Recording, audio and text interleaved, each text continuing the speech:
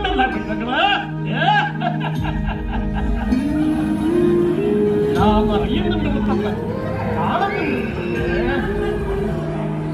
5 നേരം നിസ്കരിക്കുന്നവളല്ലേ നീ, തമ്പുരാനെ എന്ന് കൈകൂപ്പി പ്രാർത്ഥിക്കുന്നവളല്ലേ നീ. വിഷമിക്കണ്ട, ഭ്രാന്തി പിടിച്ചൊരു സമൂഹമാണ് ചുറ്റിലും. തേൻ ഔഷധമാണ്, നെയ്യും നല്ലതാണ്. പക്ഷേ രണ്ടും കൂടി ചേർന്നാലോ വിഷമാണ്.